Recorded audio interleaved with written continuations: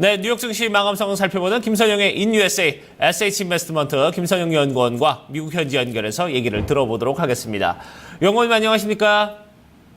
예, 안녕하십니까. 김선영입니다. 네, 뉴욕 증시 3거래일 만에 좀 상승하는 모습을 보여줬습니다.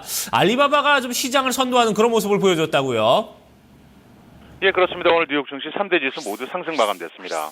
연일 급등세를 보이던 미국 채권 금리가 오늘 하락세를 보이고 시장의 우려와 달리 중국의 인터넷 상거래 업체 알리바바가 예상을 크게 상회한 분기 실적을 발표한 것이 오늘 증시를 끌어올린 하루였습니다.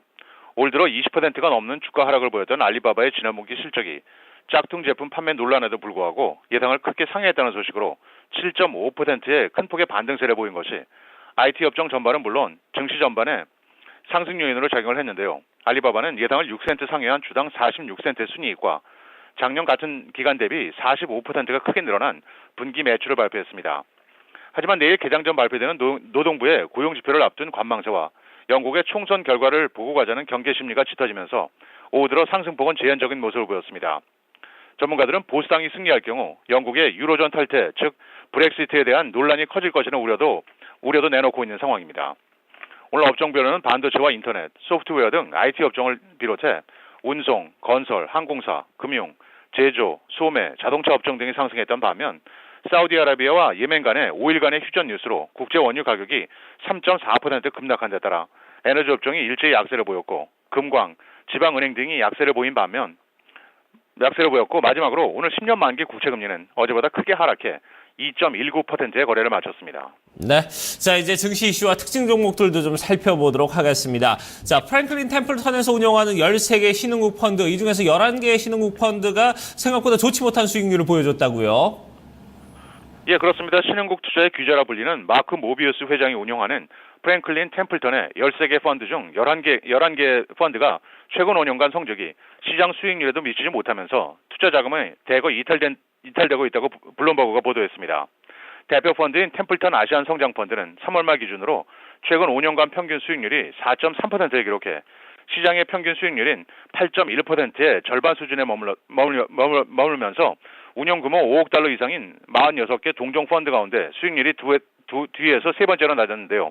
하지만 그의 성과수 수련은 연 2.2%로 업계 2위를 차지했다고 블룸버그는 꼬집었습니다. 이 때문에 투자금도 대규모로 이탈되고 있다면서 모비우스 회장의 자산 운용 규모는 2011년 390억 달러에서 최근 260억 달러로 5년 사이 130억 달러가 급감했다고 덧붙이고 있습니다. 오늘 특징 종목들입니다. 여성 의류 브랜드 앤테일러의 모회사인 앤잉크는 사모펀드인 골든 게이트 캐피탈에게 20억 달러에 매각된다는 소식으로 오늘 8%의 급등세를 보였습니다.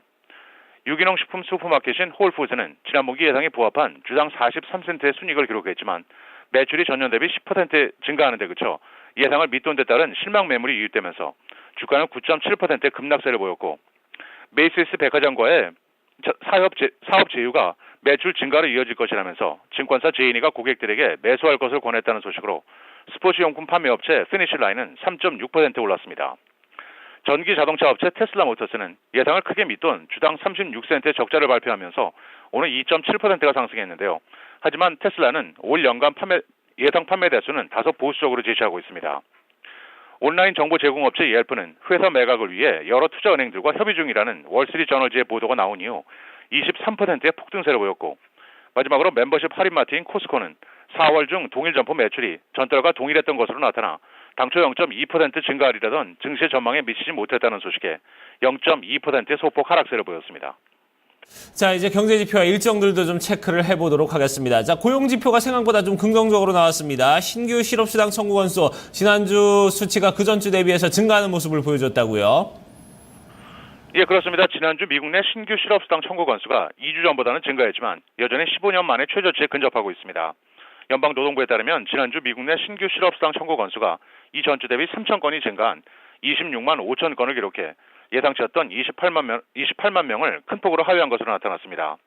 변동성을 줄여서 추세를 볼 수 있는 4주 이동평균 건수는 4,250건이 감소한 27만 9,500건을 기록해 지난 2000년 5월 이후 최저 수준을 유지했고 연속 수급자 수 역시 2만 8천 건이 줄어든 223만 건을 기록해 지난 2000년 11월 이후 최저치를 기록하고 있습니다.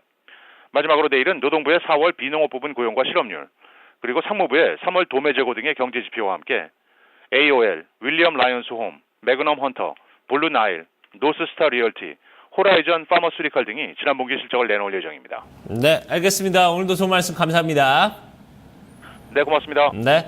자, 이렇게 해서 미국 현지 연결해서 뉴욕 증시 마감 상황 저희가 살펴봤습니다. 자, 오랜만에 좀 상승하는 모습을 보여줬는데요. 이런 부분이 우리 증시에도 좀 영향을 미칠 수 있을지 상당히 궁금해지는 시점입니다.